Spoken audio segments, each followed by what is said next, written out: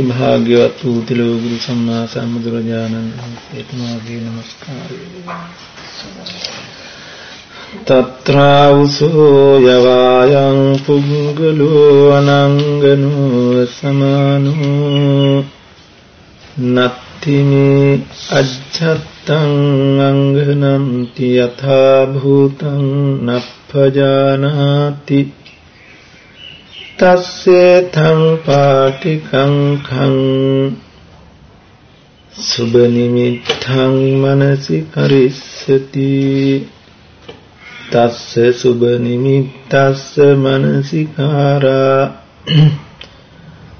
රාගෝ චිත්තං අනුත්තං සිස්සති සෝ සරාගෝ සදෝසෝ සමෝහෝ සංඝනෝ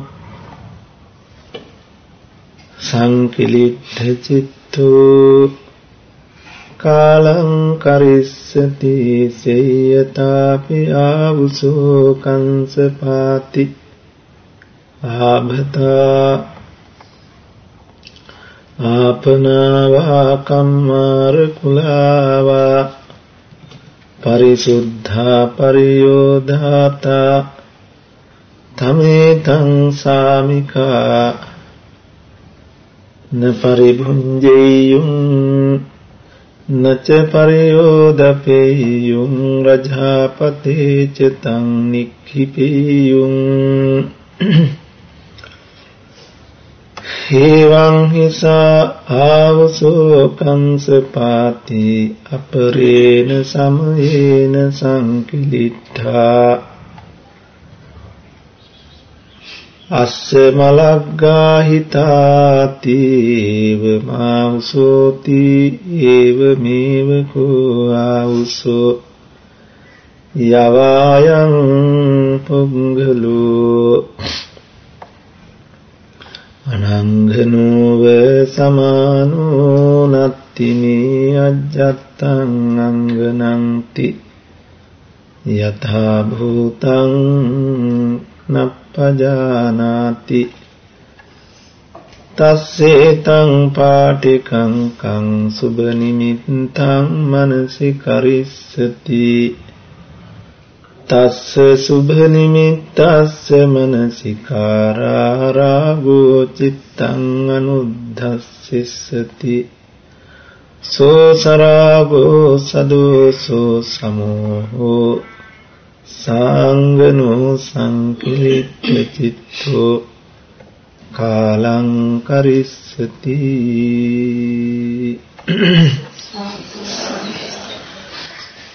තුන්වෙනි පුද්ගලයාගේ ස්වභාවය පිළිබඳව මෙසේ සරියුත් මහරහතන් වහන්සේ භික්ෂු සංඝයා හමුවේහි පැහැදිලි කොට වදාරනවා. උන්වහන්සේ දේශනා කරනවා, මහණෙනි, මේ ලෝකේ යම් පුද්ගලයෙකු තමා තුල කෙලෙස් නැහැ, කෙලෙස් නැති බව, කිලුටු ගති නැති බව, අංගන නැති බව, දැඩි කෙලෙස් නැති බව, නැති වුණත් නැති බව නොදන්න කෙනා, ඔහුගෙන් මෙන්න මේ දෝෂය සිද්ධ වෙනවා. මොකක්ද? උට සුබ වූ අරමුණක් ලැබුණාම ඒ අරමුණ සුබ වශයෙන් බලනවා. සුබ නිමිත්ත සුබ වශයෙන් මෙනෙහි කරනවා. සුබ වශයෙන් මෙනෙහි කිරීමේ තස්ස සුබ නිමිත්තස්ස මනසිකාරා. ඒ ලැබිච්ච එසට වේවා, කනට වේවා, නාසයට වේවා, දිවට වේවා, කයට වේවා, සිතටම වේවා, මේ සලායතනයට හමුණු අරමුණ සුබ වශයෙන් මෙනෙහි කළොත්, සුබ වශයෙන් මෙනෙහි කිරීමේ ප්‍රතිඵලය වෙනවා ඔහුගේ සිත රාගයේ ලුහු බඳිනවා. ඔහුගේ සිතේ රාගය උපදිනවා. සුබ නිමිත්ත සුබ වශයෙන් මෙනෙහි කරන නිසා ලෝභ හිත, ඔහුගේ සිත මැඩ ගන්නවා. ලෝභ හිත ජය ගන්නවා. ලෝභ හිත මතුවුනහම මේ සුබ නිමිත්තේහි අන්න ඒ මොහොතේ ඒ සිතේ උපදිනවා ද්වේෂ ලෝභ සහිත බව, ද්වේෂ සහිත බව, මෝහ සහිත බව, අංගන දැඩි කෙලෙස් හට ගන්න පටන් ගන්නවා. ඒ උපමාවක් කොට උන්වහන්සේ මෙසේ දක්වනවා යම් කෙනෙකු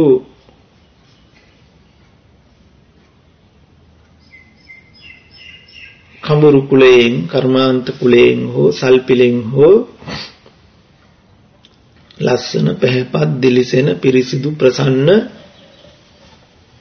ලෝහ තලියක්, ලෝහ භාජනයක් ගෙදර ගේනවා. දැන් ඒක බොහොම ලස්සනයි, පිරිසිදුයි, දිලිසෙනවා, පැහැපත්. හැබැයි ඒක මේ ගෙන ආපු අය පරිහරණය කරන්නෙත් නෑ, ප්‍රයෝජනෙට ගන්නෙත් නෑ. නැවත නැවත සුද්ධ පවිත්‍ර කරන්නෙත් නෑ. ඒක දුහුවිලි වදින තැනක, අපවිත්‍ර තැනකම තැන්පත් කරලා තියෙනවා. අපවිත්‍ර තැනක, අපවිත්‍ර දේ වදින තැනක, දුහුවිලි වදින තැනක තැන්පත් කරලා තියෙනවා. එතකොට මේ පවිත්‍ර දිලිසෙන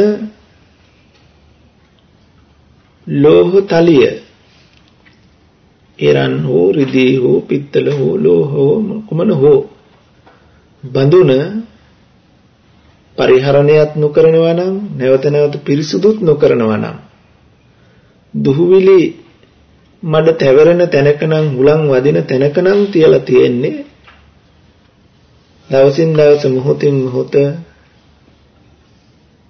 ඒකේ දුහුවිලි අපවිත්‍ර රජස් බැඳෙනවා.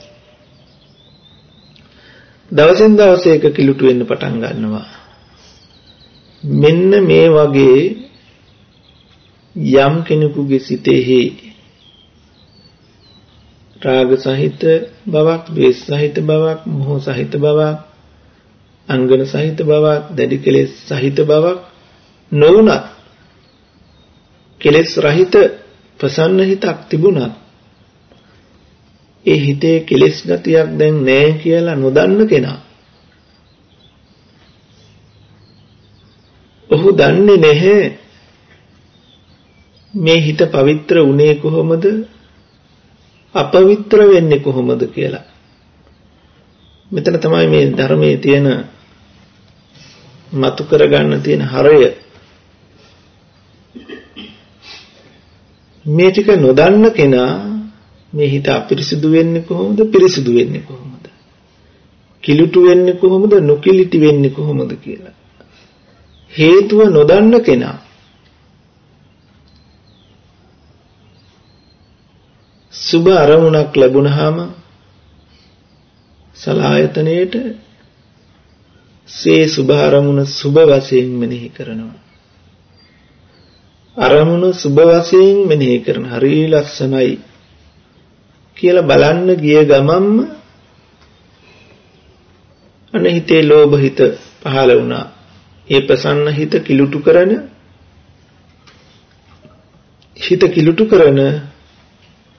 චිත්තෝපක්ලේශයක් හිතේ උපන්න. දුහුවිල්ලක් බැඳුණා, මලකඩයක් හටගත්තා.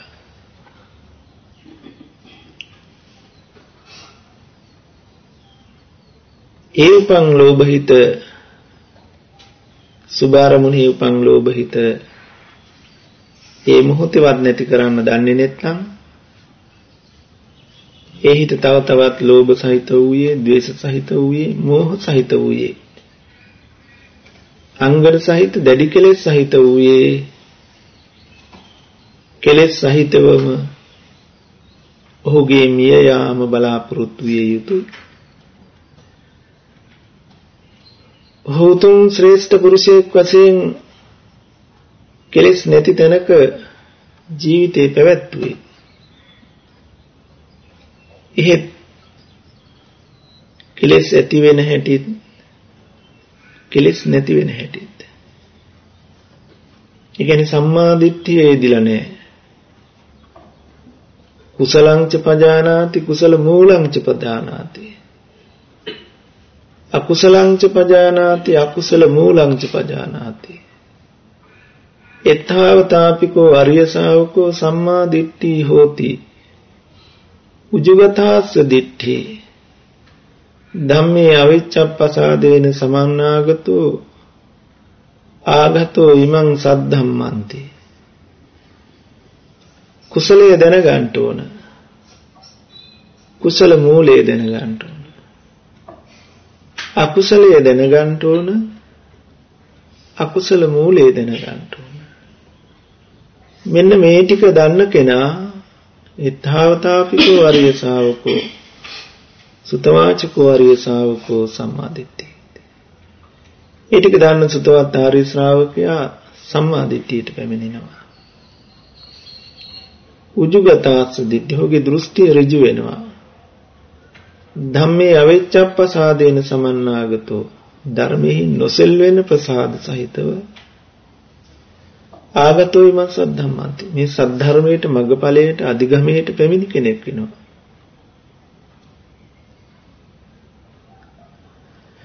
මෙතනත් දැන් කුසලයේ ඉපදිලා හැබැයි කුසල මූලය දන්නෙත් නෑ, අකුසලයේ දන්නෙත් නෑ, අකුසල මූලය දන්නෙත් නෑ. ඒ නිසා මේ කුසලයේ හටගත්තේ කොහොමද? කුසලයේ පවත්වන්නේ කොහොමද? කුසලයේ නැති වෙන්නේ කොහොමද කියලා නොදන්න කෙනා නැවත ඒ කුසලයේ යටපත් වෙන අරමුණ සුභාසුභ වශයෙන් බාර ගන්නවා.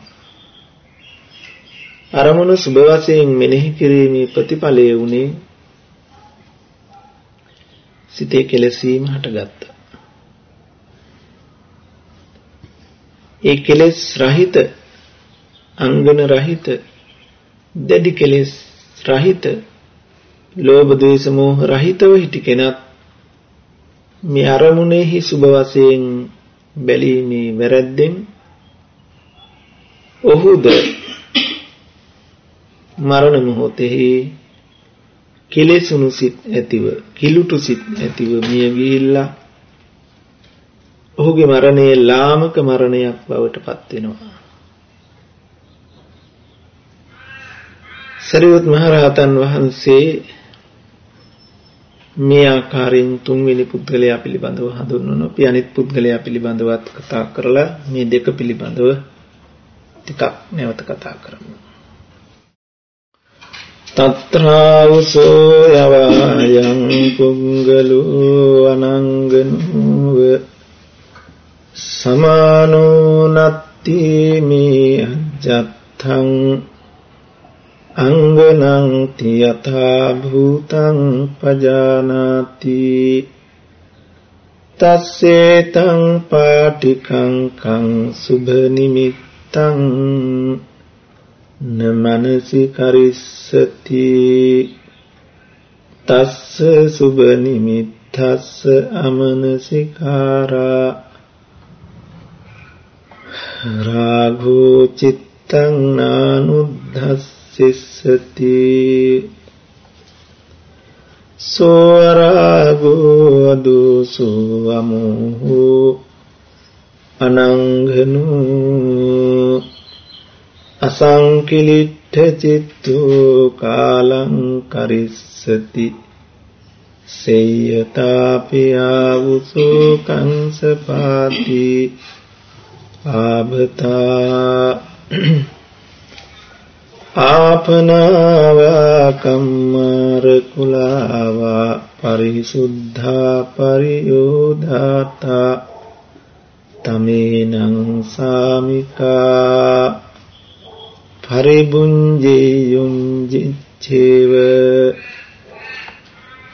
පරිබුඤ්ජේයුං චේව පරියෝදපේයුං ච නචතං රජාපතේන නික්ඛිපේයුං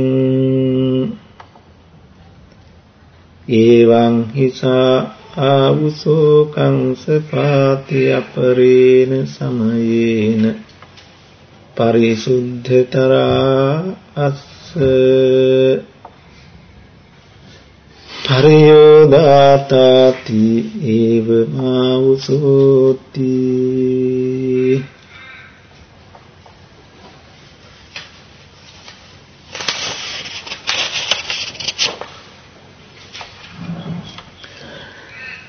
සරියුත් මහ රහතන් වහන්සේ නැවත මේ පිළිබඳව පැහැදිලි කරනවා. සතරවෙනි පුද්ගලයා පිළිබඳව වැත්නි මහණනි, යම් පුද්ගලයෙකු තුල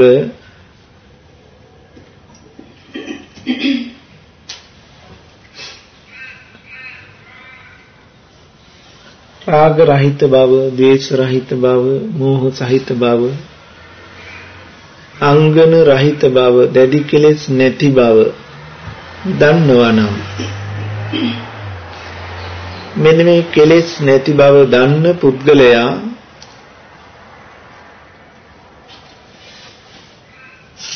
ඒ කෙලෙස් නැති උනේ කොහොමද? ඒ කෙලෙස් යටපත් උනේ කොහොමද කියලා නුවණ තියෙනවා නම්, ඉබේ කෙලෙස් යටපත් උනා නොවේනේ. ඒ කෙලෙස් රහිත වුණු ක්‍රමයක් තියෙනවනේ.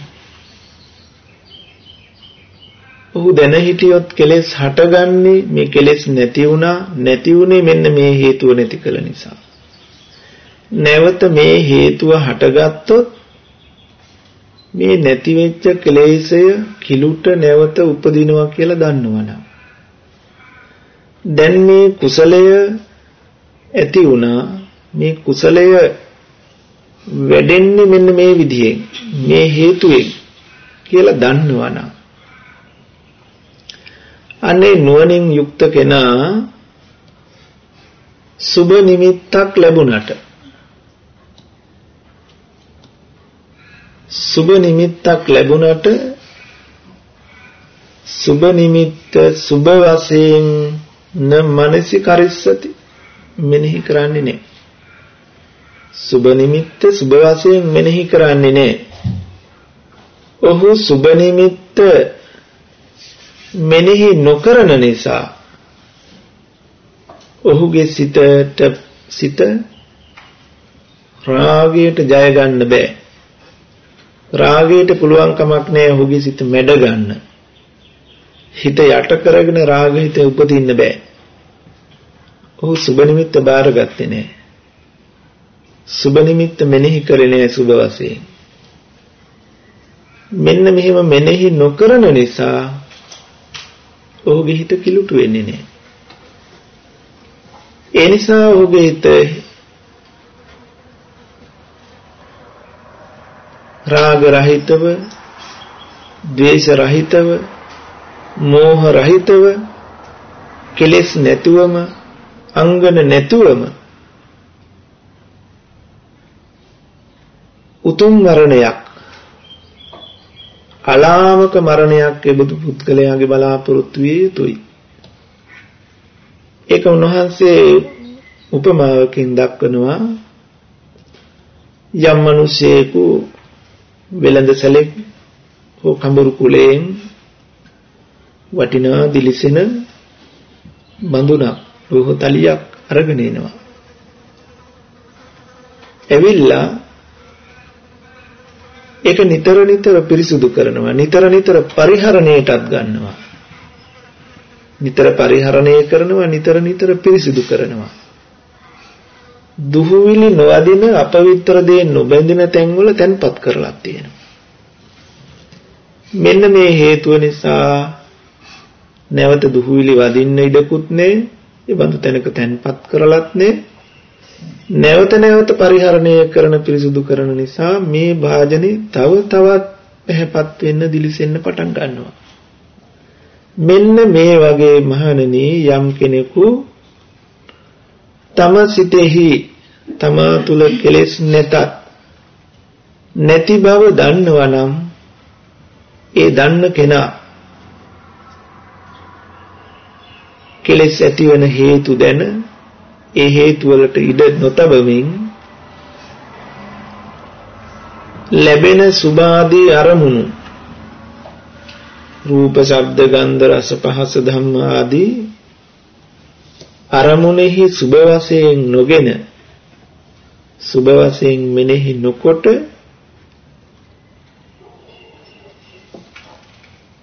සුභ අරමුණු මෙනෙහි නොකිරීමෙන් ඔහුගේ හිතේ රාග ආදී කිලුටු ගති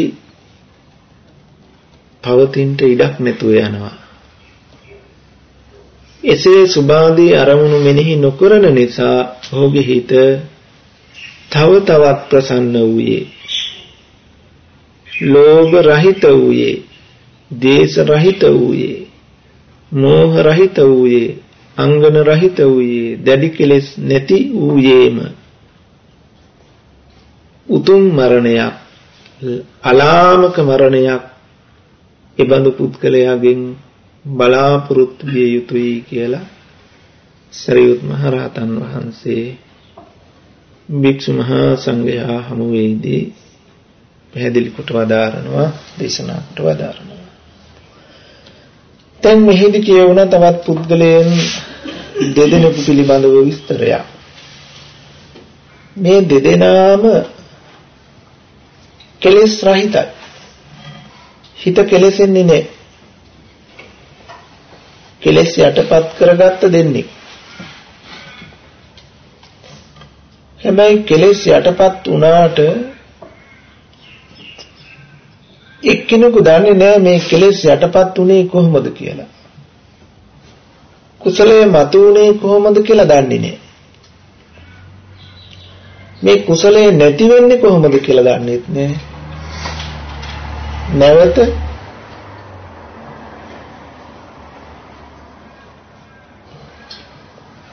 ඒ කුසලය නැති වෙච්ච තැන අකුසලයේ මතුවෙනවා කියලා දන්නෙත් නෑ. ඒ කියන්නේ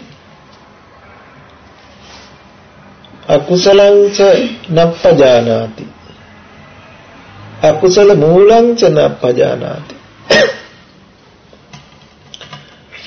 කුසලං ච නප්පජානාති, කුසල මූලං ච නප්පජානාති.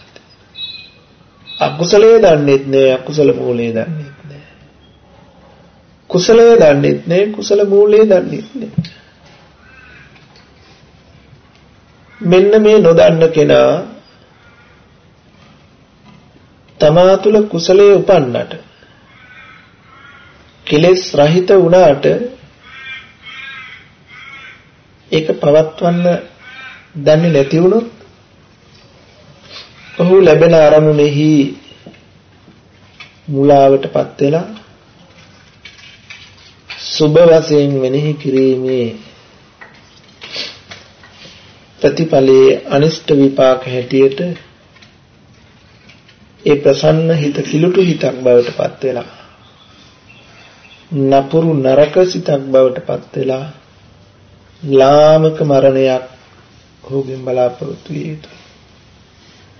දැන් අපි ගත්තොත් මේවට නිදර්ශන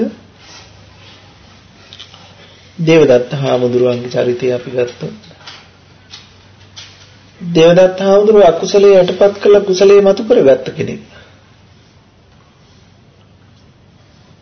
උන්වහන්සේ ධ්‍යාන සමාපatti වලට ආපු කෙනෙක්. ප්‍රාතිහාර්ය දක්වීම දක්වාම උන්වහන්සේට හැකියාව තුණා. අජාසත් රජුරුවන්ගේ එකපාරටම ගිහිල්ලා ඔඩොක්කුවේ නායක වෙලා පහළ වුණානේ. අජාසත් රජුරුව බය වුණා. මේ කවුද මගේ ඔඩොක්කු නායක? එකපාරට කොහෙන්ද? ඉතින් මේ නායා නිකන් උන්ද මේ කතා කරනවා. බය වෙන්න එපා, බය වෙන්න එපා. මේ මම නායා කතා කරනවා දේවදත්ත. ඉතින් එහෙම කරන්න පුළුවන් හැකියාව තිබුණේ කෙලෙස් යටපත් වෙච්ච නිසා, කුසලයට පැමිණි නිසා. ඒ වගේම අපිට ලංකාවේදී ඒ වගේ සිදුවීමක් ගැන කියවෙනවා. අර ගුරු හාමුදුරුවොත් එක්ක රුහුණේ ඉඳලා ආපු පුංචි සාමණේර හාමුදුරුවෝ ගුරු හාමුදුරුවන්ට රුවන්වැලි සෑයට මල් පූජා කරන්න බොහොම ක්ෂණයක් ඇතුළත තවතිසාවේ පරසතු මල් නෙල්ල ගෙනල්ලා දුන්නා. පේසා වැළලු තුනම වැහෙන්න මල් පූජා කළත් මල් අවසන් වුණෙත් නෑ. මහ පුදුම ප්‍රතිහාරයක් දැක්වුවා. ඒත් ගුරු හාමුදුරුවන්ට මේ වැඩේ කරන්න බැරුව නෙමෙයි. උන්වහන්සේ බැලුවා තමන්ගේ ශිෂ්‍යයාට මොකද අනාගතේ වෙන්නේ මේ කුසල ශක්තිය වැඩියට යොදාගත්තොත් මේ විදිහට මොකද වෙන්නේ? උන්වහන්සේට පුළුවන්කම තිබුණා අනාවැකියක් කියන්න. එවත්නි මේ කුසලයේ වැරදි විදිහට යොදාගත්තොත් කවදා හරි දවසක එහෙක් අන්ද ගෑණියෙකුගේ මිනිහෙක් තමයි වෙන්නේ කියලා. මට කවදා හරි දවසක අවසන් වෙන්නේ ජීවිතයේ බඳු තැනකින් කියලා. ඉතින් මේ හාමුදුරුවෝ ඔච්චර ගණන් ගත්තේ නෑ විහිළුවට සැලකුවේ. නමුත් අන්න උන්වහන්සේ 이르දියෙන් අහසින් යන අවස්ථාවක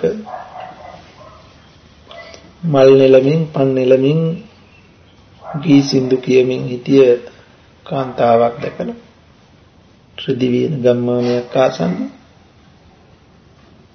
ඒ සුබ නිමිත්ත මෙනෙහි කරලා එසට හසු වුණු ඒ සුබ නිමිත්ත මෙනෙහි කිරීමේ ප්‍රතිඵලය වුණේ නැවත වතාවක් සිත රාග සහිත වුණා, ද්වේෂ සහිත වුණා, මෝහ සහිත වුණා, කෙලෙස් වුණා, කිලුටු වුණා, ධානයෙන් පිරිහුණා. බොහොම මාරුවෙන් ඒව විවාහ කරගෙන රෙදි මසන්නේ රෙදි වියන්නෙක් බවට නූල් ගොතන්නෙක් බවට පත් වුණා. අවසානයේ තමන් විසින්ම ගහපු පහරක් ඇහැට වැදිලා ඒ කාන්තාවගේ ඇහැ යන්න වුණා. එතකොටම මතක් වුණා ගුරු හාමුදුරුවෝ කරපු අවවාදය. නැවත වතාවක් උට නිවැරදි වෙන්න පුළුවන් වුණා. කොහොමනත් ඒ බඳු ධ්‍යාන වලටපත් වෙච්ච අය ජාතක පොත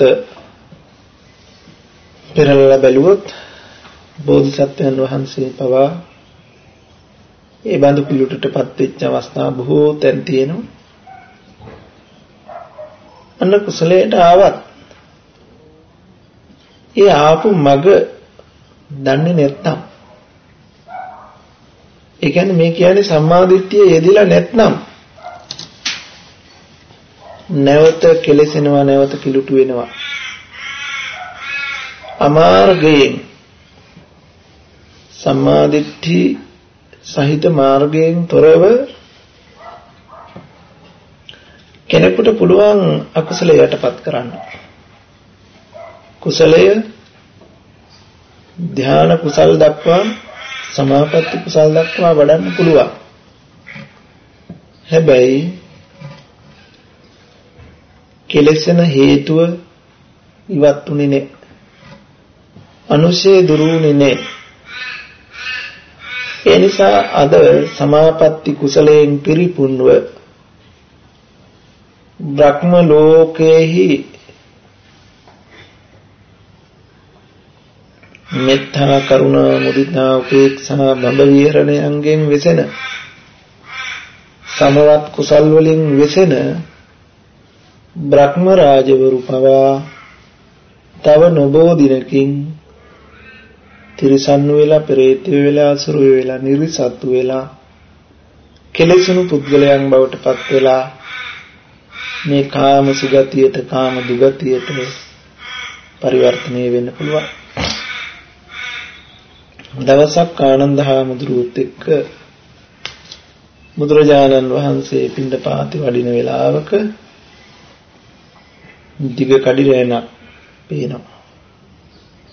බුදුහාමුදුරුවෝ ටිකක් නතර වෙලා බලාගෙන හිටියා. කඩින්ගේ ගමන දිහා බලාගෙන ඉඳලා උන්වහන්සේ ටිකක් සිනහ පහල කරලා ගමන පිටත් වුණා. ආනන්ද හාමුදුරුවෝ දැක්ක බුදුහාමුදුරුවෝ hina වෙනවා. බුදුවරුන්ට හසිතු පාදයේ ඉබේ පහල වෙන්නේ නැහැ. හේතුවක් ඇතුවමයි නිමිත්තක් ඇතුවමයි. ආරාමයට ගිහිල්ලා දන් වළඳලා අවසන් වුණාට පස්සේ ආනන්ද හාමුදුරුවෝ බුදුරජාණන් වහන්සේ ළඟට ගිහිල්ලා විමසුවා සිනාවට කරුණ. ආනන්ද දැක්කද එතන හිටිය සත්තු එහෙම සාමනික කඩිරලක් හිටියා. ආනන්ද ඔය කඩිරලේ මම දැක්කේ නැහැ මහා බ්‍රහ්මයා වෙලා හිටපු එක්කෙනෙක්. ඔතන හිටිය ඔය ඔක්කොම කඩි මහා බ්‍රහ්මයා වෙලා හිටපුවා. අද දල කඩි විස කඩි වෙලා. එනිසා අකුසලයේ යටපත් වෙලා කෙලෙස් නැති තැනකට ආවා. ඒ කෙලෙස් නැති බව දන්නේ නැත්නම් කෙලෙස් නැති කලේ කොහොමද කෙලෙස් ඇතිවන්නේ කොහොමද කියලා නොදන්නවා නම් අකුසලංච පජානාති අකුසල මූලංච පජානාති අකුසලේ නොදන්නවා නම් අකුසල මූලේ නොදන්නවා කුසලංච පජානාති කුසල මූලංච පජානාති කුසලේ නොදන්නවා නම් කුසල මූලේ නොදන්නවා නම්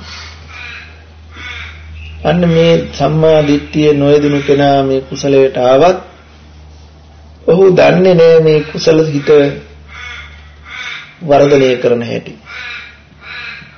නැවත කිලුට නොවෙනසේ පවත්වන්න දන්නේ නැහැ. ඉදිරියට යන පාර දන්නේ නැහැ. මේ කුසල සිත නැති වෙන්නේ කොහොමද කියලා දන්නේ නැහැ. එහෙම නොදන්න නිසා ඔහු සුභ අරමුණෙහි මුලාවටපත් වෙලා සුභ වශයෙන් මෙනෙහි කරලා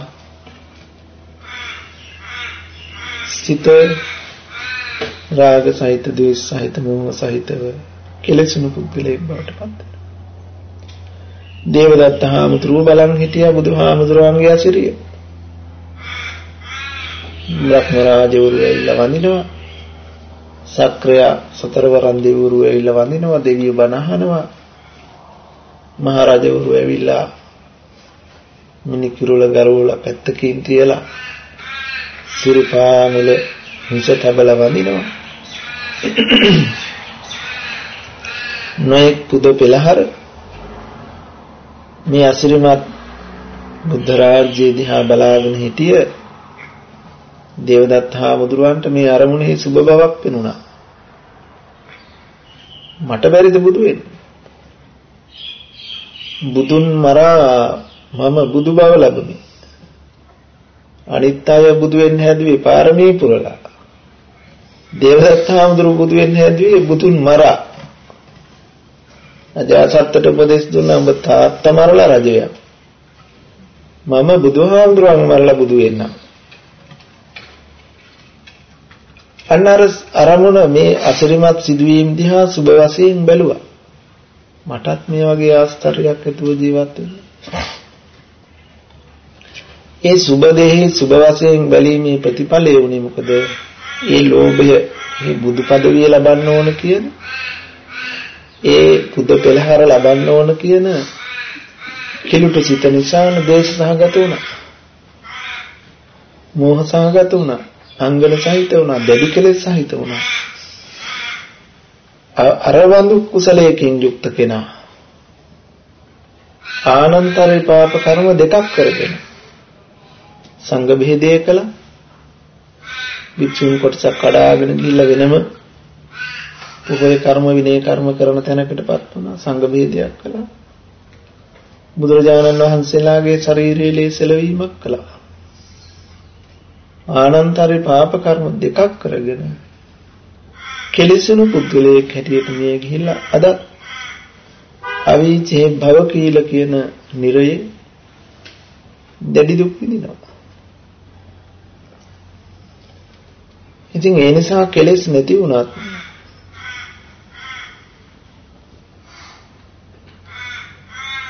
නැති බව දැනගන්නවත් ඕන. කෙලෙස් නැති වුණේ කොහොමද කියලා දැනගන්නවත් ඕන. කුසලයේ ඇති වුණේ කොහොමද කියලා දැනගන්නත් ඕන. කුසලයේ පවත්වන්නේ කොහොමද කියලා දැනගන්නත් ඕන. කුසලය නැති කරන්නේ කොහොමද කියලා දැනගන්නත් ඕන. කුසලයේ කියන්නේ නැති කරන්න ඕන එක. කුසලයක් නැති කර පුඤ්ඤ පාප පහිනස්ස. මේ දෙකම ප්‍රහීන කරන්න ඕන. විතක්ක ਵਿਚාරාණං උපසම අජ්ජත් සම්පසාදනං චේතසෝ ඒකදි භාවා. අකුසලේ නැති කරා කියනකොට අපි කාම විතරක, ව්‍යාපාද විතරක, විහිංසා විතරක නැති කළා. ඒ ටික නැති කරන්නේ කාම විතක්ක, ව්‍යාපාද විතක්ක, විහිංසා විතර්ක නැති කළා වෙනවා අකුසලයෙන් මිදුණා කියනකොට. එතකොට ඒ ටික නැති කරලා මතු කරගත්තේ මොනවද? නෙක්ඛම්ම, අව්‍යාපාද, අවිහිංසා කියන විතර්කට. මේ ටිකට කියන කුසල විතර්ක. මේ එතකොට මේ කුසල විතර්කයන්හි යෙදෙනකන් සිත කුසලයි. කයත් වචනයත් සිතත් සියල්ලම කුසලයි. හැබැයි මේ කුසල විතර්කයෙන් අතහැරුණොත් නෙක්ඛම්ම විතර්කයෙන්, අව්‍යාපාද විතර්කයෙන්, අවිහිංසා විතර්කයේ අතහැරුණු මොහොතේම ආපහු උපදින්නේ කාම විතර්ක, ව්‍යාපාද විතර්ක, විහිංසා. ඒ විතර්ක පහළ වෙච්ච මොහොතේම හටගන්නේ කාය කර්ම, වාක් කර්ම, මනෝ කර්ම අකුසල. එතකොට ඔහු අකුසල් සහිතවමයි මේ යන්නේ. එතකොට නෙක්ඛම්ම විතර්ක, අව්‍යාපාද විතර්ක, අවිහිංසා විතර්ක සහිත තැන එච්චර හොඳ තැනක් නෙවෙයි. අනතුරෙන් මිදුණු තැනක් නෙවෙයි. දැන් භයානක ටික අතහැරලා එක්තරා ක්ෂේම භූමියකට ආවා. හැබැයි මේක පොඩි ප්‍රමාද දෝෂයකින් වැටෙන්න පුළුවන් තැනක්. සිහිය නුවණ මද වුණොත් දැන් අර හාමුදුරුව හසින් යද්දි අර දැක්ක අරමුණ ඉතින් ඒ හාමුදුරුව මීට පෙර ඒ වගේ කාමාදී අරමුණු සිය ගානක් දැකලා ඒවහි නොඇලී නොගැටි තමයි උන්වහන්සේ ධ්‍යාන ශක්තිය උපදව ගන්න ඇත්තේ. නමුත් එතනදී උන්වහන්සේ ප්‍රමාදී වෙන්න බැරි වුණා. අප්‍රමාදී වෙන්න බැරි වුණා. ප්‍රමාදී වුණා. අනෙක් තැනක් පුංචි දෝෂයක් වෙච්ච හැටි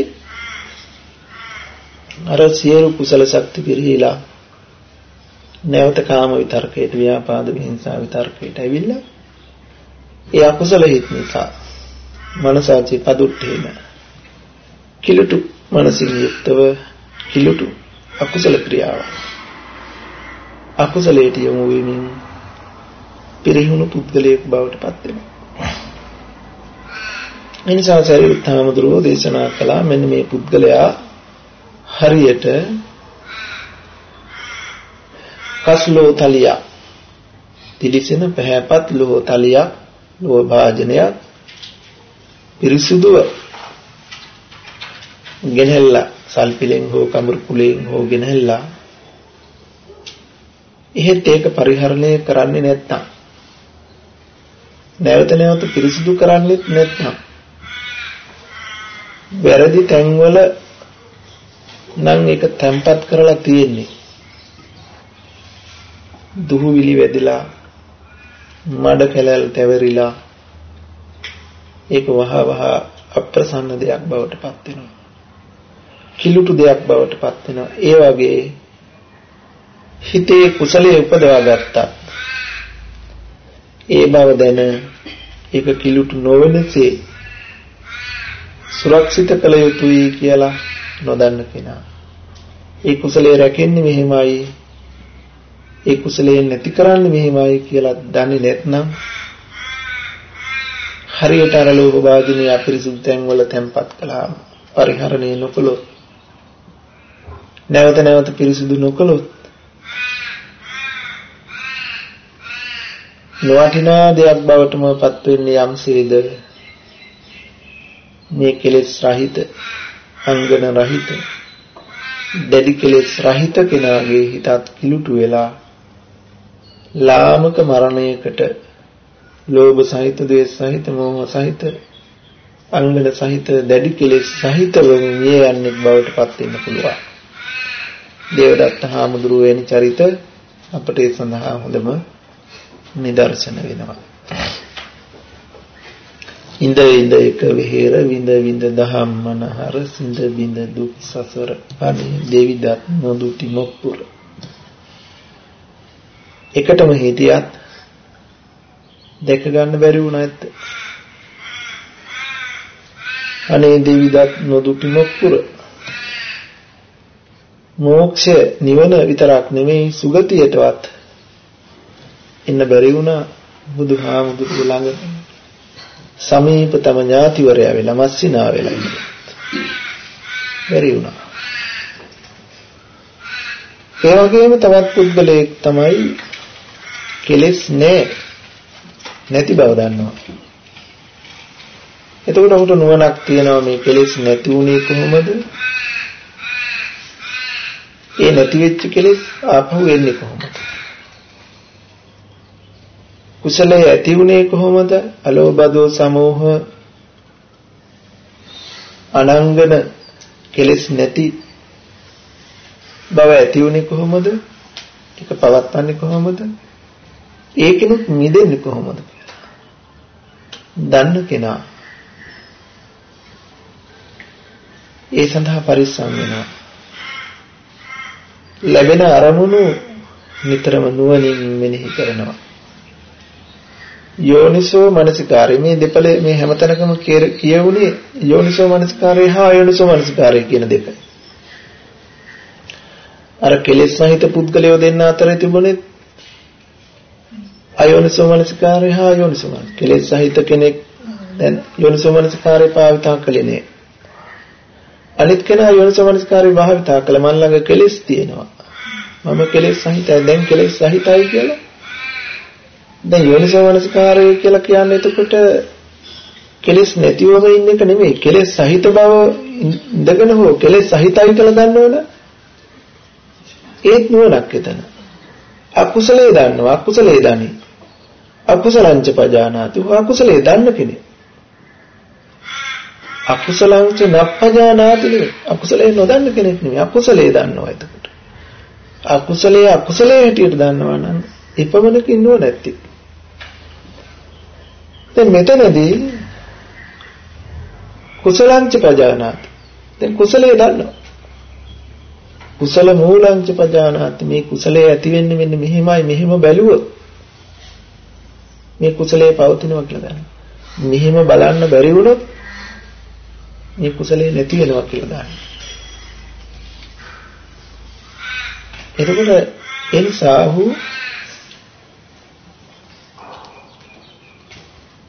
ලැබෙන අරමුණු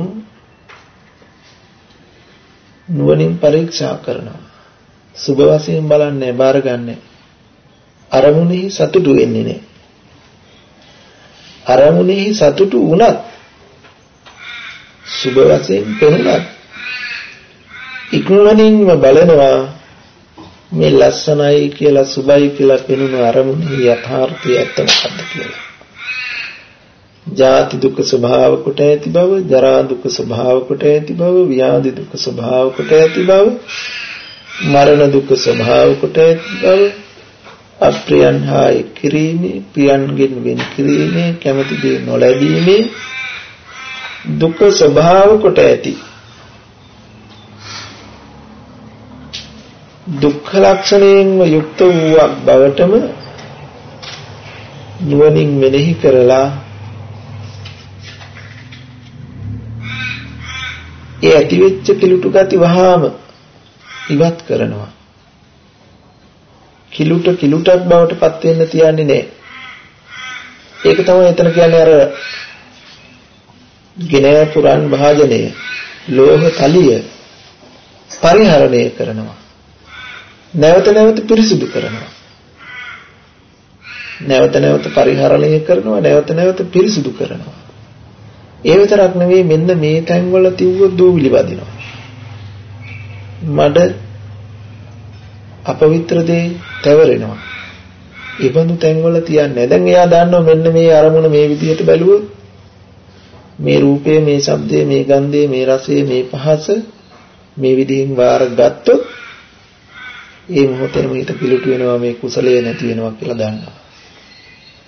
ඒ දන්න නිසා දැන් අරමුණු දිහා විදර්ශනා කරනවා. එයා විදර්ශනයෙන් ඉන්නවා. විශිෂ්ට දර්ශනයකින් යුක්තව ඉන්නවා.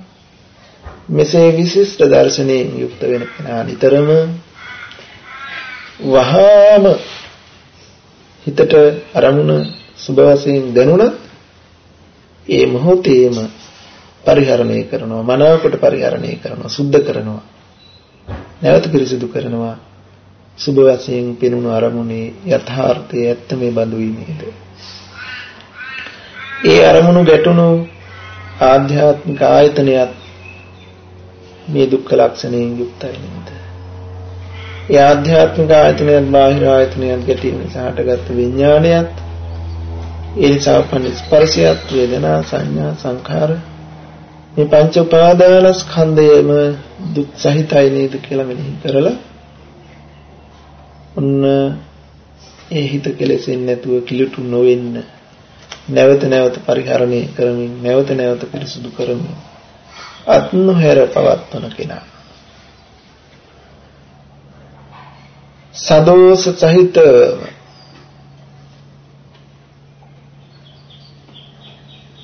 ද්වේෂ රහිතව මෝහ රහිතව ලෝභ රහිතව ඒ කියන්නේ ලෝභය නැතුවම ද්වේෂය නැතුවම මෝහය නැතුවම අංගන දැඩි කෙලෙස් නැතුවම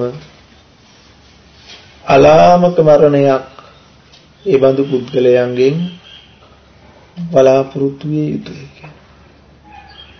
ඒ වගේ අපි තුල කෙලෙස් නැති වුණාට විතරක් මදි. කෙලෙස් නැති වුණේ මෙන්න මේ හේතු මාර්ගයෙන් කියලා දැනගෙන ඉන්න ඕන. මේ මාර්ගයෙන් තොර වුණොත් නැවත මේ කෙලෙස් හට ගන්නවා කියලා දැනගෙන ඉන්නත් ඕන. සම්මාදිට්ඨිය දැක්ම දර්ශනීය දෙන්න ඕන මේ හැමතැනම. දර්ශනීය නුවණ යෙදিলা ඒ භාවිතාවට ගත්තොත් ඒ කියන්නේ යෝනිසෝ මනසිකාරය අයෝනිසෝ මනසිකාරය හඳුනගෙන කටයුතු කළොත් මෙන්න මේ කෙලෙස් රහිත පුද්ගලයන් අතරෙත් හීන පුරුෂයෙක් හා ශ්‍රේෂ්ඨ පුරුෂයෙක් පෙන්නවා. කෙලෙස් නැති කලත් වැඩක් නෑ හීන පුරුෂයෙක් වෙලා. ඔබට පුළුවන් වේවි කෙලෙස් නැති කරන්න. දැන් අපි දන්නවා අද ලෝකේ බොහොම ශාන්තයි, බොහොම ප්‍රසන්නයි, බොහොම සිල්වත්, බොහොම ගුණවත්, බොහොම යහපත් කියලා දැක්ම පවා ප්‍රිය ශාන්ත වූ ප්‍රිය මනාප වූ පුද්ගලයෝ ඉන්න පුළුවන්. සීලෙන් පිරිපුන් සමහරලාට ධ්‍යාන සමාපatti වලට ඇවිල්ලා ඉන්න පුළුවන්. නමුත් මේ සරියුත් හාමුදුරන්ගේ මේ උගන්වන බුද්ධ දේශනාව තුල ඒ බඳු අයව හඳුන්වන්නේ හීන පුද්ගලයෙකු හැටියට. ආලාර කාලාම උද්දකාරාම පුත්ත වැනි ධ්‍යානලාභීන් සිද්ධාර්ථ ගෞතමයන් වහන්සේ යත්හැරාලා දාලාව ප්‍රතික්ෂේප කරලාව. ඒ නිසා අපිත් මේ කොහොම හරි කෙලෙස් නැති කරන යටපත් වෙලා මගේ හිතේ දැන් කෙලෙස් නැහැ, කෙලෙස් උපදින්නේ නැහැ කියන තරමකින් සතුටු වුණොත් සමහර වෙලාවට අපි විමසලා බලන්න වෙයි අපි කෙලෙස් නැති වුණත් හීන භාවයකද ඉන්නේ කියලා. මේ නිසායි අපි නැවත නැවත අවධාරණය කොට කියන්නේ මොනවා හරි අරමුණක මොනවා හරි කමඨහනක කෙලෙස් යටපත් වෙන්න පුළුවන්. අකුසල ගති යටපත් වෙන්න පුළුවන්. නමුත් ඒ අකුසල ගති යටපත් වුණු පමණකින් ශ්‍රේෂ්ඨ පුරුෂයෙක් වෙන්නේ නැහැ. මොකද යාළඟ නැවත හීන පුරුෂයෙකු වෙන්න ඕනක හේතු තියෙනවා. පුංචි ප්‍රමාද දෝෂයකින් නැවත ග්‍රාම්‍ය හීන දීන පුද්ගලයෙක් බවට පත් වෙනවනම් ඒ ඇති කරගත්ත දෙයින් පළක් නැතුව යනවා. ඒ නිසාද බ්‍රහ්ම ලෝකයේ ඉන්න ඒ චරිතය පවා හෙට පිරිහුණු තැනකට වැටෙන්න පුළුවන්. ඒ නිසා අදට මනුස්ස ලෝකයේ බ්‍රහ්ම රාජවරු වගේ විරාගිකව මෛත්‍රියෙන් කරුණාවෙන් මෘදු ගුණයෙන් උපේක්ෂාවෙන් යුක්තයි ඉන්න පුළුවන්. නමුත් එපමණකින් මේ ශාසනය තුල ශ්‍රේෂ්ඨ පුරුෂයෙකු හැටියට ගණන් ගන්නේ නැහැ. ඒ හීන පුරුෂයෙක්. දැන් අතනදී ශ්‍රේෂ්ඨ පුරුෂයෙක් හමු වුණා කෙලෙස් සහිතයි. නමුත් කෙලෙස් සහිතව විශිෂ්ට පුරුෂයෙක් ශ්‍රේෂ්ඨ පුරුෂයෙක් වුණා. දැන් කෙලෙස් නැහැ. කෙලෙස් නැති වුණත් හීන පුරුෂයයි කියලා කියනවා. ඒ නිසා මේ අකුසලය කෙලෙස් සහිත බව ඇති බව හෝ නැති බව නෙමෙයි වැදගත් වෙන්නේ. ඒ ඇති බව හෝ නැති බව දැන ඒකෙන් මිදෙන උපාය හේතුව දන්නවද නැද්ද කියන කාරණාවයි වැදගත් වෙන්නේ. කුසල මූලංච අකුසල මූලංච මේ හැම තැනකම දැක්ම සම්මා දිට්ඨියේ දුනද නැද්ද කියන අනුවයි හීන පුරුෂයාද ශ්‍රේෂ්ඨ පුරුෂයාද කියන කාරණාව වෙන්කොට ගන්න පුළුවන් වෙන්නේ. එනිසා අපිට අපි තුල අකුසල ගති තියෙන්න පුළුවන්. මොකද අපි දන්නවා නම් මේ අකුසලයේ ඇති වෙන්නේ මෙන්න මෙතනින් මෙන්න මේ විදිහෙන්. මේ අකුසලයේ නැති කරන්නේ මෙහෙමයි. මේ විදිහෙන්. මේ න්‍යාය දන්නවා නම් එපමණකින් ශ්‍රේෂ්ඨ පුරුෂයෙක් බවට පත් වෙන්න පුළුවන්කම තියෙනවා. එනිසා සරියුත් හාමුදුරුවෝ මෙන්න මේ මුළු ලෝකයම මෙන්න මේ සතර ආකාරයකට බෙදලා පුද්ගල භාවයන් හතරකට බෙදලා දක්වනවා. කෙලෙස් සහිත පුද්ගලයෝ දෙදෙනෙක්, කෙලෙස් රහිත පුද්ගලයෝ දෙදෙනෙක්. කෙලෙස් සහිත පුද්ගලයන් දෙදෙනාගෙන් එක්කෙනෙක් හීන පුරුෂයෙක්, එක්කෙනෙක් ශ්‍රේෂ්ඨ පුරුෂයෙක්. කෙලෙස් රහිත කෙලෙස් නැති පුද්ගලයෝ දෙදෙනාගෙන් එක්කෙනෙක් හීනයි, එක්කෙනෙක් ශ්‍රේෂ්ඨයි. කෙලෙස් සහිත පුද්ගලයාගේ දෙදෙනාගෙන් කෙලෙස් සහිත බව නොදන්න කෙනා හීන. කෙලෙස් සහිතයි කෙලෙස් සහිත බව දන්න කෙනා විශිෂ්ටයි, ශ්‍රේෂ්ඨයි. කෙලෙස් නැති බව නොදන්න කෙනා හීනයි. කෙලෙස් නැති බව දන්න කෙනා ශ්‍රේෂ්ඨයි. ඉතින් මෙන්න මේ සරියුත් හාමුදුරුවෝ උන්වහන්සේලාට දේශනා කළා. ඉතින් නැවතත් මේ ටික මුගලන් හාමුදුරුවෝ නැවත ප්‍රශ්න විමසනවා සරියුත් හාමුදුරුවන්ගෙන් මේ පිළිබඳව. තව ඉදිරියට මේ සූත්‍රයේ ගොඩක් තියෙනවා. ඉතින් අපි ඒ ටික වෙනම කතා කරමු. දැනට මේ පුද්ගලයන්ගේ බෙදීම වෙන් කිරීම සිද්ධ කරලා සරියුත් හාමුදුරුවෝ මාවපත් කරනවා. ඔව්. ඉතින් පුද්ගලයෝ 4 දෙනෙක් පුද්ගලයෝ 4 දෙනා දිගටම ඒ විදිහට ඉන්නේ නැහැ නේද? එක විටක කෙලස් තියෙනවා දන්නවා. එක විටක කෙලස් තියෙනවා දන්නේ නැතුව ඉන්නවා. ඒ කියන්නේ පුද්ගලයෝ 4 දෙනා එක පුද්ගලයෙක් ගත්තොත් ඒ පුද්ගලයා දවසක් අතුලත ඒ පුද්ගලයා 4 දෙනාටම වෙන් වෙන්න පුළුවන් නිසා. හොඳයි. හරි කියන එක තේරුණා මට. ඒ කියන්නේ එකම පුද්ගලයා තුල වර එක දැන් අපි පෞද්ගලිකව ගත්තාම සමහර වෙලාවට අපි තුල කෙලෙස් ඇති වෙලා කෙලෙස් බවවත් දන්නේත් නැහැ. අපි ඒ කෙලෙස් තුලම ක්‍රියාත්මක වෙන අවස්ථා තියෙනවා. සමහර වෙලාවල් තියෙනවා කෙලෙස් හට ගන්නකොටම මේ කෙලෙස්ය කියලා පෙනෙන අවස්ථා තියෙනවා. සමහර අවස්ථා තියෙනවා තමා තුළ කුසලයක් ඉපදලා පින යහපත ඉපදුනහම නෙමෙයි යහපත කුසලයේ උපන්නන්නේ කියලා දන්න.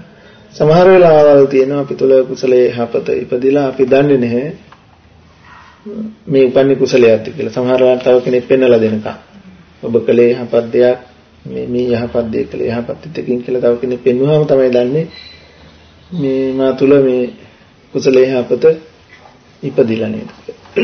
ඇත්ත එහෙම පුදුලෙන්. දැන් එතනදී යෙදිලා තියෙන්නේ මොකද්ද? යෝනිසෝමනස්කාරය හා යෝනිසෝමනස්කාරය පිළිබඳව නොදන්නා කම. දැන්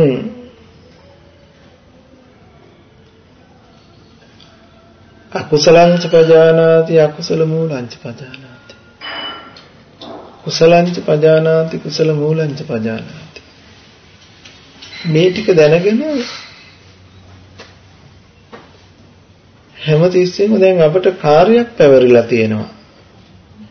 මෙන්න මේ කාර්ය මගහැරුණු මොහොත තමයි අපි මේ විවිධාතට වැටෙන්නේ.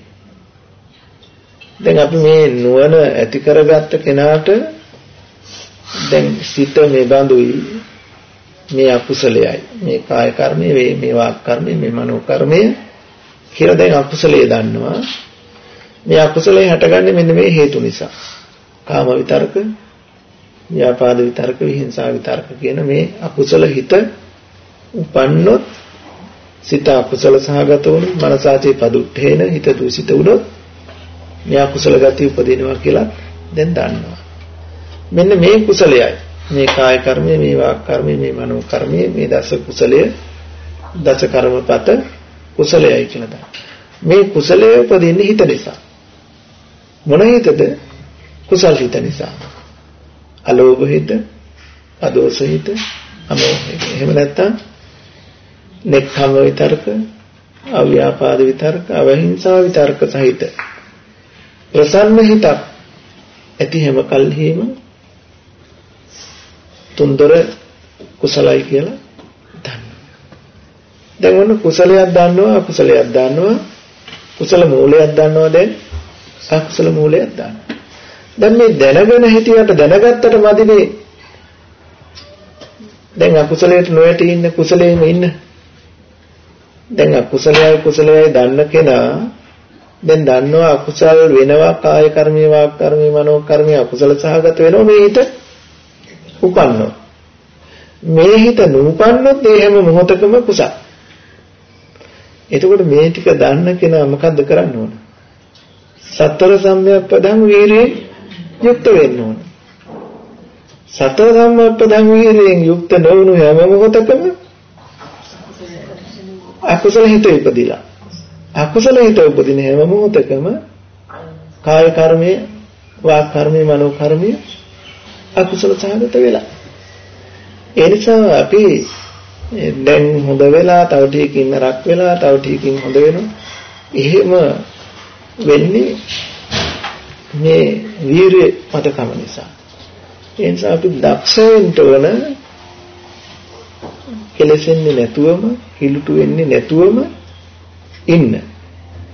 ඊළඟට යම් මොහොතක මොනවා හරි හේතු නිසා කෙලසුණා නම්, හිලුටු වුණා නම් ඒ කෙලෙසේ ඒ කිලුට තව තවත් වර්ධනය කරගන්න නොගින් එතනම ඒක සෝදා හරින්න වීරිය කරන්න ඕන. එතකොට මේ වීරිය සතර සම්‍යක්පදං වීරිය අඩු වැඩි කම අනුව අන්න ඒක තමයි ඉන්ද්‍රිය නානත්වය. අනුව පුද්ගලයන්ගේ ස්වභාවය වෙනස්. දැන් සරකාණි වගේ අය මේක දැනගෙන හිටියා. නමුත් වීරිය අඩුයි. වරද හැටියට දන්නවා. මිදීමේ ශක්තිය නැහැ. ඒ වරදෙන් නැගී සිටීමේ පිරිසුදුව මතුවීමේ ශක්තිය නැහැ. වීරිය අඩු. ඒ අඩු වුණත් ඒක ප්‍රතිඵලය වුණා. එයාගේ පැවැත්ම දෝෂ සහිත වුණා. නමුත් එයාගේ ඇතුළත උත්සාහයක් තිබුණා මේකෙන් මිදෙන්න ඕන කියලා. දැඩි උත්සාහයක් තිබුණා. නමුත් එයා යම් මොහොතක අවසාන මොහොතේ හෝ ජීවිතේ ජය ගන්න පුළුවන්. ඒ නිසා අපේ ජීවිත තුලත් අපිට මේ ගත කරන ජීවිතය තුල කෙලෙසෙන්නෙම නැතුව, කිලුටු වෙන්නෙම නැතුව ඉන්නවා කියන එක නොවෙන්න පුළුවන්. අපි ගත කරන ජීවිත තුළ ලැබෙන විවිධ අරමුණු එක්ක අපි කරන රාජකාරීත් එක්ක ගැටෙන සමාජයත් එක්ක අපිට අමාරුයි. මොකද දැන් අර බුදුරජාණන් වහන්සේ ළඟට එන මහා නාම ශාක්‍ය රජුරෝ එතුමා මාර්ගඵලලාභී. එතුමා ඇවිල්ලා මේ ප්‍රකාශය මේ විදිහෙම කරනවා. බුදුහාමුදුරනේ ඔබ වහන්සේ වැඩ ඉන්න මේ ආරාමයට එනකොට ඔබ වහන්සේව දකිනකොට මේ භික්ෂුන් වහන්සේලා භාවනා කරනවා, මේ සක්මන් කරනවා, ධර්ම සාකච්ඡා කරනවා දකිනකොට, මේ සාන්ත ඉරියව් දකිනකොට, මේ බණ අහන පිරිස සාන්තව අහන දකිනකොට මගේ හිත හරි ප්‍රසන්නයි. මගේ හිත හරි පැහැපත්. මගේ හිත හරි එකඟයි. අකුසල් ගති පහළ වෙන්නේ නැහැ. ඒත් බුදුහාමුදුරනේ මේ ගේට්ටුවෙන් එළියට යනකොට මේ ලැබෙන අරමුණු එක්ක මගේ හිත කෙලසෙනවා, කිලුට වෙනවා. ඉතින් හැම වෙලාවක මට මැරෙන්න වුණොත් මාව නරක තරක යයිද? උදාහරණ බිය නොවන්න මහානාම, බිය නොවන්න මහානාම. මහානාම බය වෙන්න එපා. එහෙම ඵලයක් නැති, ප්‍රයෝජනයක් නැති ධමයක් නෙවෙයි මේ ශාසනය. අපි කියනවා කොච්චර කළත් ඉතින් පොඩ්ඩක් කරදුනොත් ඉවර තමයි කියලා. එහෙම නෑ මේ ශාසනය අපි හරියට හඳුනාගත්තොත් එහෙම කිලුටුනාට අපි අපාය යන්නේ නෑ. උන්වහන්සේ දේශනා කරනවා අපාය උපමාව පෙන්නනවා. මහානාම ගිතෙල් කලයක් අරගෙන දිය යට ඒ ගිතෙල් කලේ බිඳ දැමුවොත් මොකද වෙන්නේ? වලං කැබලි ටිකට මොකද වෙන්නේ? ගිතෙල් ටිකට මොකද වෙන්නේ? ස්වාමීන් ගිතෙල් ටික උඩට මත වෙන වලං කැබලි ටික අඩියට බහිනවා. එහෙනම් මහානාම මතක තියාගන්න ඔබ ශ්‍රද්ධාව, සීලය, ශ්‍රුතේ, ත්‍යාගය, ප්‍රඥාව මේ ධම් ප්‍රතිපදාව වැඩුවා නම් ඔබේ හිත කොච්චර කෙලසුණු වෙලාවක, කිලුටු වෙච්ච වෙලාවක, විවිධ අරමුණු වලින් යුක්ත වෙලාවක ඔබට මිය යන්න වුණත් හරියට අර ගිතෙල් ටික දිය මතු පිටට එනවා වගේ ඔබ කොච්චර විසිරිච්ච වෙලාවක මේ යන්න ගියත් ඔබේ මේ කුසල් සිත මතු වෙනවමයි. ගිතෙල් ටික දිය මතු පිටට එනවා වගේ මේ කුසලයේ මතු වෙනවමයි. මතු වෙලා ඔබව දුගතියට ගෙනියන්නේ නැහැ කියන එක බුදුහාමුදුරුවෝ අවධාරණය කළා. ඒ නිසා අපි මෙතනදී අදහස් කරන්න එපා අපි මොනවා හරි මේ කරන පිනක් කියන එක. අපි දැනගෙන තියෙන්න ඕනේ මෙන්න මේ අකුසලයේ මේ අකුසල මූලය කියන මේ ක්‍රමය දැනගෙන තියෙන්න. දැනගත්ත කෙනා කොච්චර වික්ෂිප්ත වෙලාවක මේ යන්න ගියත් මේ ඇතුණේ අකුසලයේ. මේ අකුසලයේ බොහොම භයානකයි. ඊළඟට එහා පැත්තේ නරකට තැනකට ගෙනියන එක. මේ අකුසලයේ උපදින්නේ මෙන්න මේ හිත නිසා. මේ හිත අට ගන්න මෙන්න මේ අරමුණු මේ විදිහට බලපු නිසා. දැන් එයාට වහාම අර ධර්මය මතක් වෙනවා. එතකොට එයා වහාම ක්ෂණයක් තුළ වැඩි වෙලාවක් යන්නේ මේ ධර්ම දන්න කෙනාට හිත පවිත්‍ර කරගන්න. උම්මිලෙත්වා නිමිලේය නිමිලෙත්වා උම්මිලේය. චක්කුණා රූපං දිස්වා උපජ්ජති මනාපං උපජ්ජති අමනාපං උපජ්ජති මනාපමනාපං. මේ අරමුණු ආයතනෙට ගැටිලා ඇති වෙන්න පුළුවන්, මනාපය තියෙන්න පුළුවන්, අමනාපය තියෙන්න පුළුවන්, මනාප මනාප දෙකම ඇති වෙන්න පුළුවන්. ඇති වුණත් ඔහු ඉක්මනින් මේක මේ සංකත ධර්මයක් බව, හේතුප්‍රත්‍යයෙන් හටගත්ත බව, මේ හේතු නිසා හටගත්ත බව දැකලා ඒක නැති කරගන්නවා. කොච්චර ඉක්මනින්ද? උම්මිලෙත්වා නිමිලේ, නිමිලෙත්වා උම්මිලේ. පියාගත් S2 අරින්න, අරගත් S2 පියන්න. කොච්චර ස්වල්ප වෙලාවක්ද? එපමණ වේගයකින් මේක නැති කරගන්න. ඒ නිසා අපි දැන් දක්ෂ වෙලා තියෙන්න ඕන කෙලෙස් ඇති වෙන එක හෝ නැති වෙන එක ගැන නෙමෙයි. ක්ලේශයක් ඇති වුණොත් මම දක්ෂද මේ තරම් ඉක්මනින් මේ ක්ලේශය පාලනය කරගන්න තරම් මට නුවණක්, ඒ සඳහා දැක්ම නුවණ දර්ශනය මට ලැබිලා තියෙනවද? අන්න ඒ පිළිබඳවයි දැනුවත් වෙන්න ඕන. Tamanට විශ්වාසයක් තියෙනවා නම් දැන් මේ ඕනම මොහොතක මගේ හිතේ ක්ලේශය ඇති වුණොත් මට ඒක වහාම මෙන්න මේ ධර්ම න්‍යාය තුල මේක යටපත් කරගන්න පුළුවන් කියන පැහැදිලි විශ්වාසය ඔබට තියෙනවා නම් ඔබ කවදාවත් බය වෙන්න එපා. මොන හේතුවක් නිසාවත් ඔබ අපාය යන්නේ නැහැ. එතකොට ඒක අපිට කියන්න බෑ තමන් ශක්තිමත් වෙලා තියෙන්න ඕන මට දැන් මේ ජීවිතේ මේ මොහොතේ ඕන ක්ලේශයක් આવොත් මට මෙන්න මේ තප්පර ගානක් ඇතුළත මෙන්න මේ න්‍යායට අනුව බලලා මේ කෙලෙසිය බිඳ ගන්න පුළුවන් කියන හැකියාව. ඒකට කවුරුත් පුදුලේ කර විශ්වාසය නෙමෙයි තමා තුළ ඒ දැක්ම තියෙනවා නම් එපමණකින් ඔබ සතුට වෙන්න ඔබ අපාය යන්නේ නෙමෙයි. අපාය ඒක තමයි නෝන කියන්නේ. දැක්ම කියන්නේ.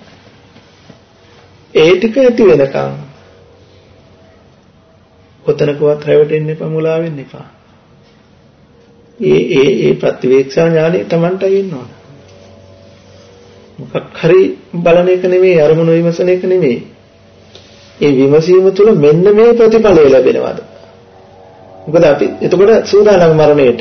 එතකොට දන්න මරණ මොහොතේ මොන කෙලෙසන හිතක් ආවත් මට පුළුවන් ගිතෙල් ටික උඩට මත වෙනවා වගේ මේ කුසලයේ මතු කරගන්න කියන විශ්වාසය තියෙනන්නේ. යා මරණයට මාරයට බය නැහැ. මරණයට බය නැහැ. මං සූදානම් මරණයට. මං දන්නවා මං කෙලෙසෙන්නේ නැහැ. දැන් ස්වභාවය අනුව අපේ හිතේ කෙලෙසනවා නමුත් දැන් මං දන්නවා කෙලෙසුණත් කෙලෙසුණු හිත තප්පර ගණනක් ඇතුළත ඊටත් වඩා අඩු කාලයක් ඇතුළත මේක නැවත හදන්න පුළුවන්. ඒක තමයි දැක්ම. ඒක තමයි දර්ශනය. ඒක එදිලා තියෙන්න ඕන. ඉතින් ඒ තුල අපේ ඉන්ද්‍රිය නානත්වයන් අනුව වැඩුණු ඉන්ද්‍රියන් නෙවෙයි අපිට තියෙන්නේ. ඒ නිසා යම් යම් අරමුණු වලදී අපි ඇලෙන්න පුළුවන්, ගැටෙන්න පුළුවන්, කම්පා වෙන්න පුළුවන්, කෝප වෙන්න පුළුවන්. ඒක ස්වභාවික. වර එක මේ විවිධ චරිතවලට අපි වැටෙනවා. වර එක චාන්තුවරය වගේ වෙනවා. වර එක නපුරු රාශියවත් වෙනවා කටයුතු කරන එක ස්වභාවය. නමුත් අපි මේ දෙකම අපි හඳුනගෙන ඒ දෙපළදීම අපි දක්ෂ වෙන්න ඕනේ. බඳු තැන් වලදී වහා ප්‍රകൃතිය. ඉතින් ඒ සඳහා නුවණ මන් ළඟ යෙදিলা තියෙනවද, භාවිතාවේ තියෙනවද, මම ඒ සඳහා දක්ෂද කියන එකයි ඕන. ඒ සඳහා යම් දහමක් තුල යම් කල්යාණ මිත්‍රයෙකු තුල උපකාරයක් ලැබෙනවද කියන එකයි බලන්නත් ඕනේ. ඒ ලැබෙනවද නැද්ද කියන එක මතයි ඒ ආශ්‍රය පැවැත්විය යුතුද නැද්ද කියන එක තීරණය කරන්න ඕනේ මතයි. ඒ නිසා අපිට මේ විරියාදී ඉන්ද්‍රිය ධර්මයන්ගේ අඩු වැඩි භාවය තුළ අපි යම් යම් ප්‍රමාණයන්ගෙන් ප්‍රමාදී වෙන්න පුළුවන්. නමුත් යම් මොහොතක අපිට නැගී හිටින්න පුළුවන් ක්‍රමේ න්‍යාය දන්නවනේ. ඒ නිසානේ අර අකුසලයේ ඉන්න කෙනා පවා විශිෂ්ට පුරුෂයෙක් කියලා කියන්නේ. කුසලයේ හිටියත් කෙනෙක්ව හීන පුරුෂයෙක් කියලා කියනවා. අපිට කෙලෙස් සහිත වුණත් අපි ඒක නැති කරන ක්‍රමේ න්‍යාය දන්නවනේ. ඒ ප්‍රමණකින් අපිට විශිෂ්ට පුරුෂයෙක් වෙන්න පුළුවන්කම තියෙනවා. අපි ඉස්සෙල්ලා එතනයි ඉන්න ඕන කෙලෙස් නැති කළ තැන නෙමෙයි. කෙලෙස් සහිතව ඉඳගෙන විශිෂ්ට පුරුෂයෙක් වෙන්න. මොකද යාටයි කවදා හරි දවසක කෙලෙස් නැතුවම විශිෂ්ට පුරුෂයෙක් බවට පත් වෙන්න පුළුවන්. ඒකයි විශේෂය. හොඳයි. ආකාශත්තා චුම්මත්තා දේවානාගා මහිද්దికා පුඤ්ඤන්තං අනුමෝදිත්වා චිරං රක්ඛන්තු බුද්ධ ශාසනං. ආකාශත්තා චුම්මත්තා දේවානාගා මහිද්దికා පුඤ්ඤන්තං අනුමෝදිත්වා චිරං රක්ඛන්තු දේශනං. ආකාශත්තා චුම්මත්තා දේවානාගා මහිද්దికා පුඤ්ඤන්තං අනුමෝදිत्वा චිරං රක්ඛන්තු බුද්ධ ශාවකං. පුඤ්ඤන්තං අනුමෝදිत्वा බෝධයන්තු සිවං පදං. අප විසින් පිළියෙල කළා වූ, පිළියෙල කොට තැන්පත් කළා වූ මේ මල් පහන් සුවඳුම් සහිත මේ ප්‍රණීත ආහාර දානයේද ලෞතර බුදුරජාණන් වහන්සේටම පූජා වේවා, පූජා වේවා කියලා සාදු. මෙසේ සද්ධර්ම ශ්‍රවණය කිරීමෙන් සම්බුදු පූජාවන් පවත්වමින් ධර්ම දේශනා කරමින් ධර්ම සාකච්ඡා කරමින් අපි මේ ඇති කරගත් කුසල පුණ්‍ය සම්පත්තියෙන් මහා සංඝරුවන් විසින් දන් පූජා කරමින් උපදවා ගන්නා වූ කුසල සම්පත්තියත් අපි හැම දිනාටම වහා මේ සත්පුරුෂ ඇසුරෙන් මිදී සත්පුරුෂ ඇසුරෙන් යුක්තව සද්ධර්ම ශ්‍රවණයෙන් සසර දුක් ගෙවා ලබනම නිර්වාණ ශාන්තිය මේ ජීවිතේම ලැබීම පිණිසම මේ පින්කම් හේතු වාසනා වේවා. මතුබුදු වන බුද්ධ බෝසත්යන් වහන්සේලා ඇතුළු සියලු පින්කමති දේව සමූහයාටත් පින් අයිති වේවා. දිවයිසුරු වැඩි දියුණු වේවා පතන බෝධියෙන් නිවනින් සනසෙත්වායි සාදු කියලා. අපි හැමදෙනා නමින් නැසීමේ පරලෝකීය මෞපිය සහෝදර ගුරුවරු ඥාති මිත්‍ර දුව දරුවන් ආදී සංසාරගත සියලු ඥාති හිතයිසීන්ට මේ පින් අත්පත් වේවා. සසර ජීවිත සුවපත් වේවා සපවත් වේවා. දුක් පිරි සංසාරගත වෙමින් ඈතර වේවා අයන දහසෙන් සාදු කියලා. ඔබ අප හැමදෙනාටත් අපේ හැදිවරු ගුරු දෙමාපිය දුව දරුවන් ආදී පවුල් වල හැමදෙනාටත් උපකාරක උපස්ථායක කල්යාණ මිත්‍ර සමූහයාටත් මේ පින් අයිති වේවා. සසර ජීවිත සුවපත් වේවා සපවත් වේවා. දුක් පිරි සංසාරගත වෙමින් ඈතරව ලබන සාන්ත නිවනින් සැනසෙත්වායි සාදු කියලා ප්‍රාර්ථනා කරනවා.